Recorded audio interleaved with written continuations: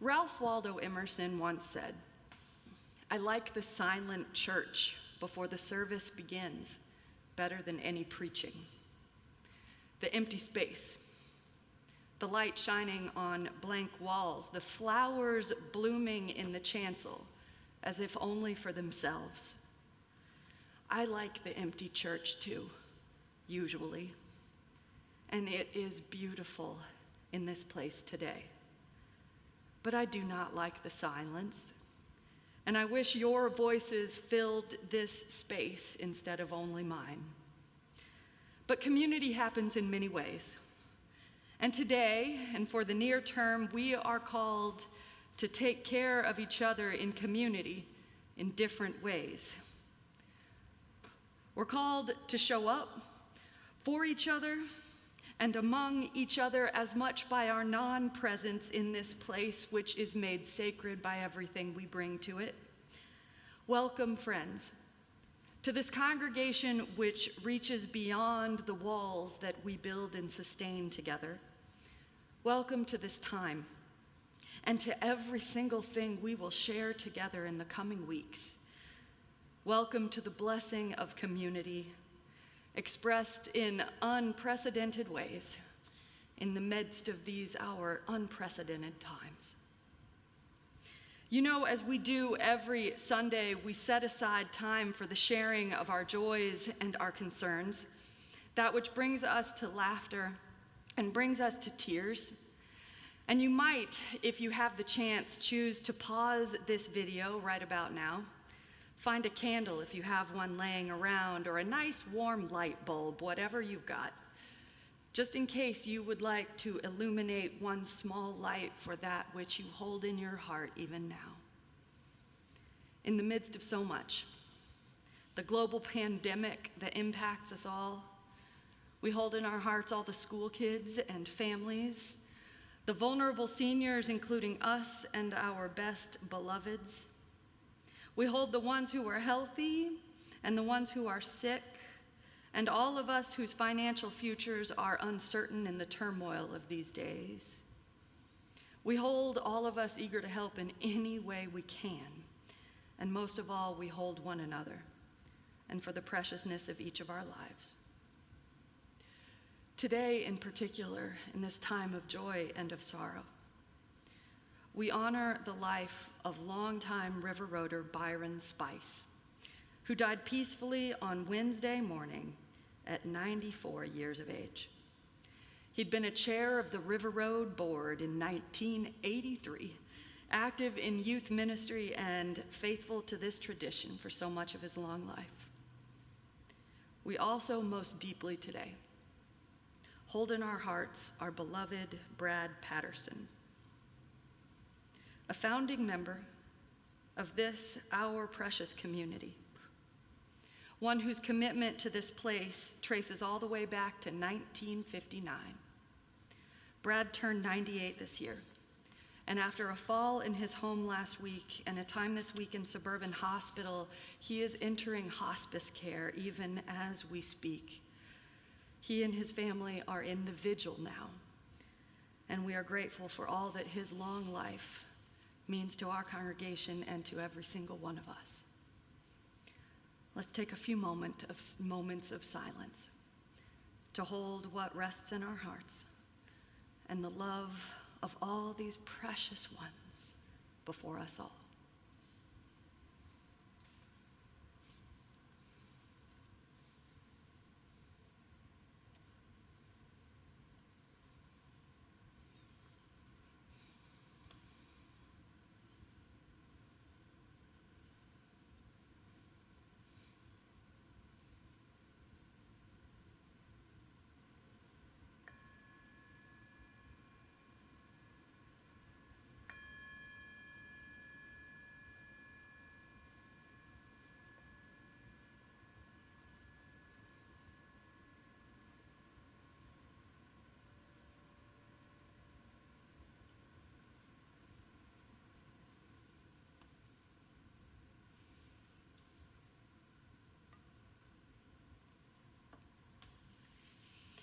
My friends, it would not be church without the reading of the sacred announcements.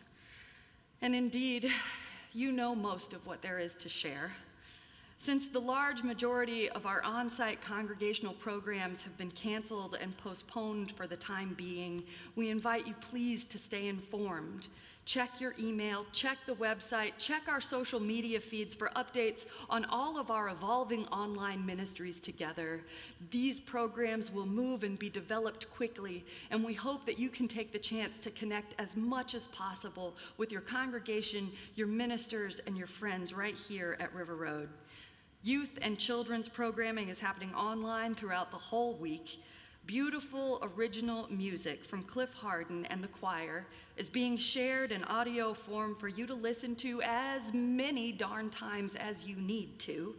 And online forums are available for small groups and for committee meetings that you can access just by reaching out to us at office@rruuc.org. Importantly, the closure of our building does not stop the need for so many in our community to reach out for care and assistance. Shelter Week, which is coordinated by Mary Beth Bowen, is still happening. It'll continue with drop-offs of food right here at the River Road Kitchen and a non-contact drop-off of full supplies at the shelter so that those folks who depend on us will have food this week. You can find out more details in your e-weekly, and additionally, our amazing community minister, Reverend Karen Rasmussen, is hard at work creating a food raiser for area school children impacted by school closures. Families need our help, and details on that program will be coming out soon. And importantly, we need one another. We need one another now more than ever. So starting next week, we'll be dividing out our members, our friends, and our active participants into zip code clusters for phone and email check-ins with each other in a new thing we are calling the Community Care Program. This ministry will be shared among us all, and neighborhood captains will be invited to remotely check in on people in their zip code. So if you get a call from a River Roader in the next week, know that it is just us reaching out with love. Reach back if you can. Connections make all the difference. And if you don't get a call, reach out directly to me or to pastoralcare@rruuc.org. We will connect you, and we will connect us all in the midst of so much. Finally, and I swear I'm going to get to the preaching sooner or later, truly, this place cannot do what we do, not any of it, without the support of our annual fund drive and, yes, your pledges. As a lead steward, David Ward is here to speak briefly to the opportunities you have to give to the life of this, your congregation, especially in these times.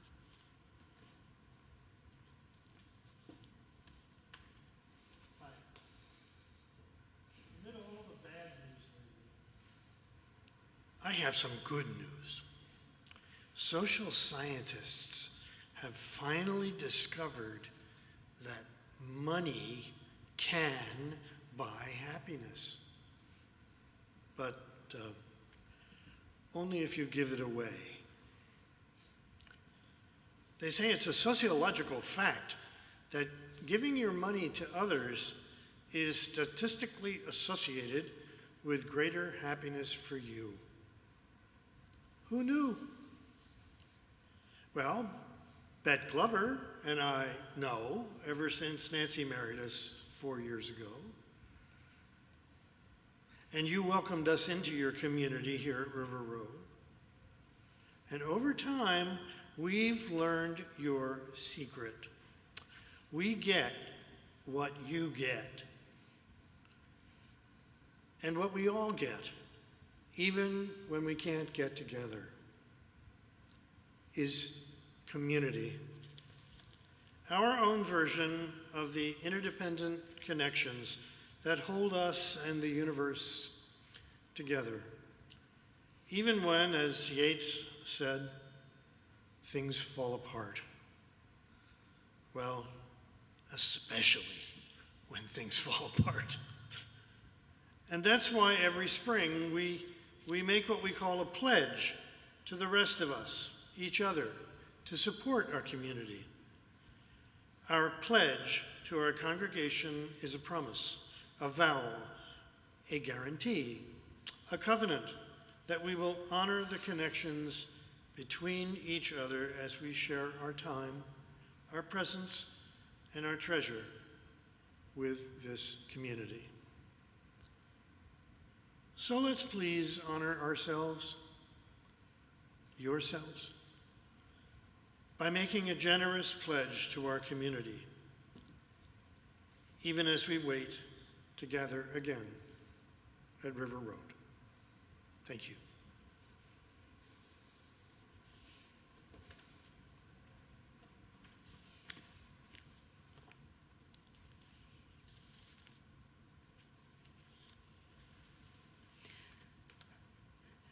So one thing you might not know about my strange and wonderful family is that we are absolutely thick with ministers in my clan. My mother-in-law, in fact, is a clergy person who serves a congregation on Cape Cod, and she recently published in the Cape Cod Times an article whose basic premise I can't quite get out of my head, which she called quid pro quo or pro bono. In that little piece of writing, she talks about the theologian Dorothy Butler Bass, who identifies, of course, that our culture is essentially obsessed in these last months with quid pro quo, the idea of something for something, of every act in society and in interaction with each other as an exchange of something given and something received. And she calls us to imagine if we might be called to the exact opposite expression of interaction. In Latin, the opposite of quid pro quo, something for something, is a word so many of you lawyers out there know all too well, pro bono, which means essentially for the good.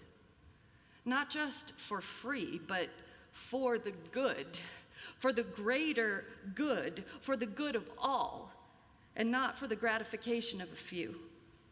For no reason at all, except that it is the right thing to do, because there is nothing to gain and everything, including our souls, to lose. For the good of the whole, for the sake of each other, and the lives most vulnerable, we have to ask in these times if we are called and capable of living in a different way than the quid pro quo world all around us.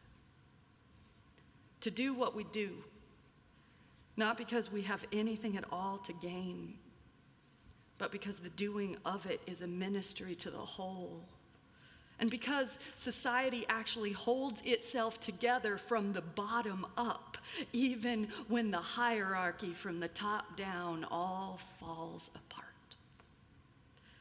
Today, so often in the systems all around us, being human is equated with being a dot on the map, a metric on someone's spreadsheet, a consumer, a user of goods and services, a contributor to a larger scheme of exchange in which every single soul is measured by a contribution to a system so much larger than itself, it can feel impossible to impact that system at all.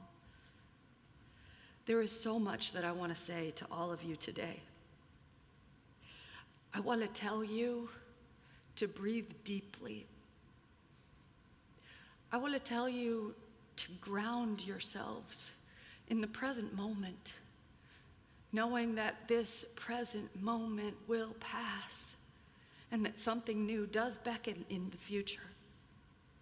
I want to remind you that you can at any given moment just take the chance to check in with your own heart, with the space you are in, to perceive with all 5 of your senses and slow down and say, here I am okay, we will make it through.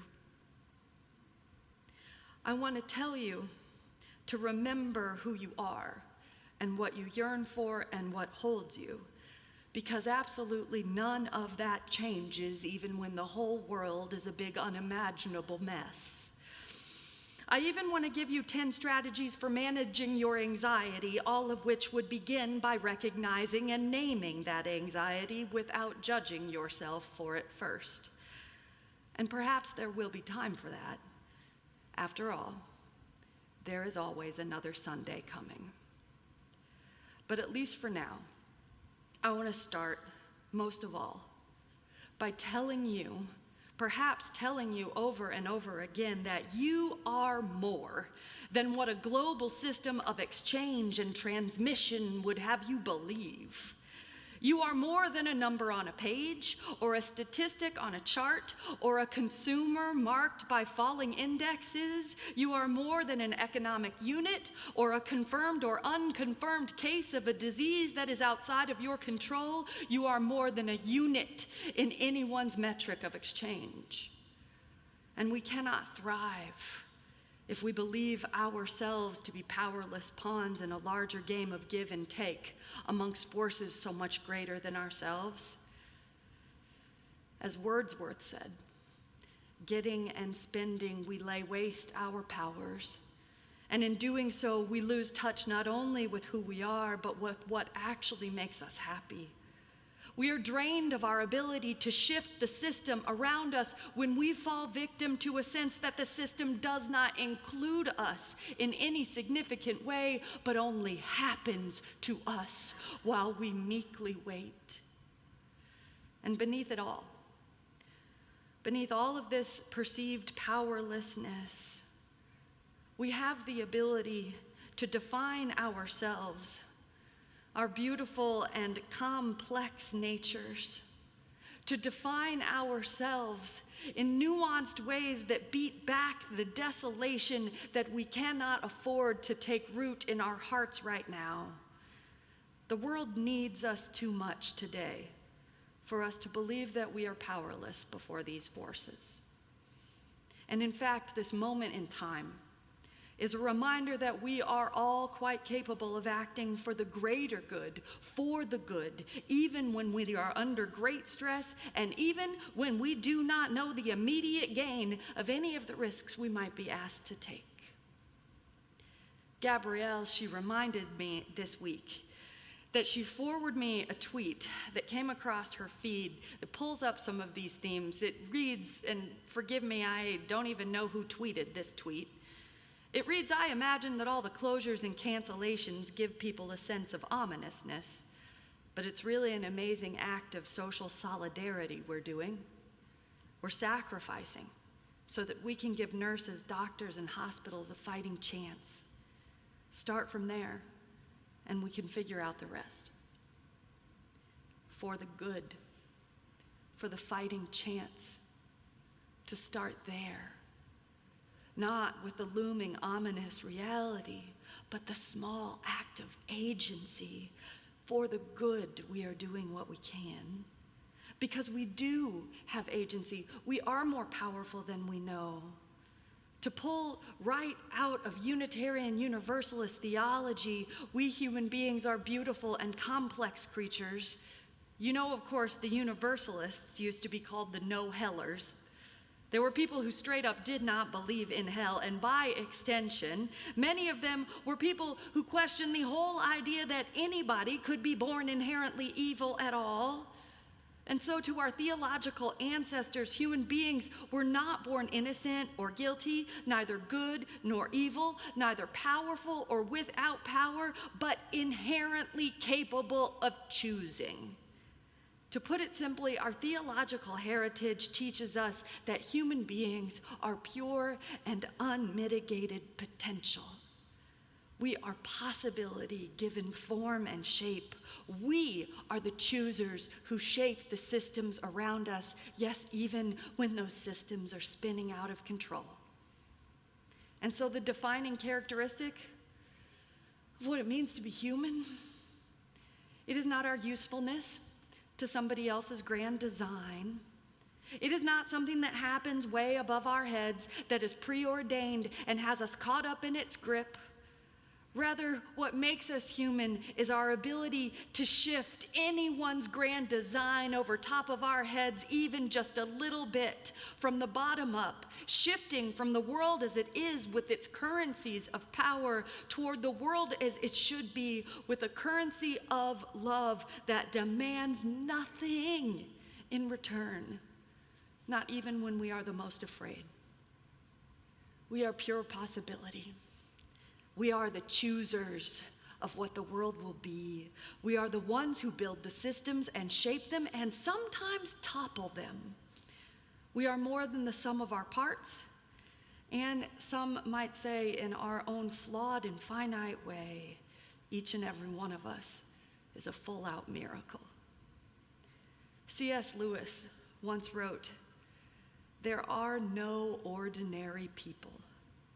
You have never met a mere mortal." Indeed, every single one of us, all 7.5 billion or something of us, is a complex mess of love stories and power struggles and deep yearnings and hope and fear and above all possibility. Human nature is not only more than inherently good or inherently bad, it's more than broken or blessed. It is more than the units which others will try to reduce us to. You are more than the sum of every part, and so am I, and so is every single person that you pass by on the street with 6 feet of safe and appropriate distance between you, of course.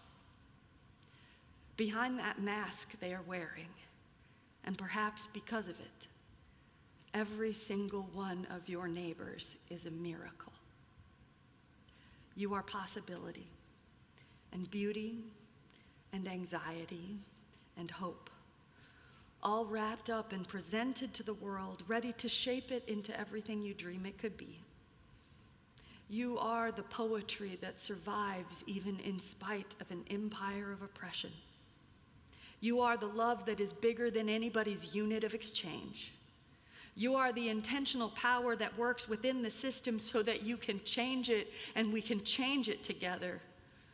You are no mere mortal, nor does the map or line on a chart define you.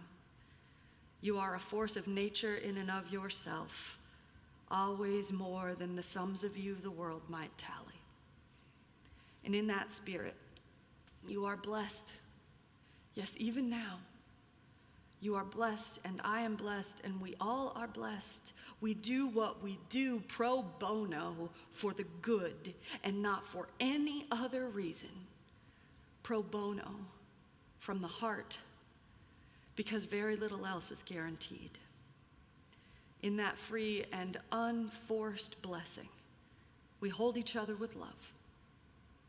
And I close today with a reading that is helping me get through.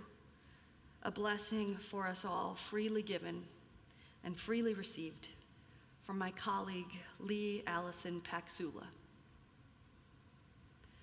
Blessed are the elderly and the immunosuppressed. Blessed are the fearful, the anxious and irritable. Blessed are the ones who use humor to get by, the ones who could use a vacation even before this started. Blessed are the ones who fear for their lives. Blessed are the ones who are sick of it. All the flawed logic, the security theater. Blessed are the ones who cry out, "This is why we need a safety net, a kinder society, a whole new world." Blessed are the healthcare workers, the administrators catching heat for every decision, the messengers with no power over the message. Blessed are the sad and the lonely. Blessed are the healthy and the sick, the well and the unwell. Blessed are all of us just trying to do our best. Blessed are those who stay kind and clear, who keep our eyes open to each other. Blessed is our neighbor. Blessed are we all. Blessed are we all.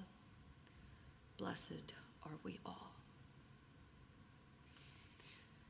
And so as we hold this light we have kindled in our hearts, and shine it out in every way we can to the world, may the truth that makes us free, the love that casts out fear, and the hope that never dies, guide us and those we love and those we do not love forward together till the day's breaks and the shadows flee away. Amen.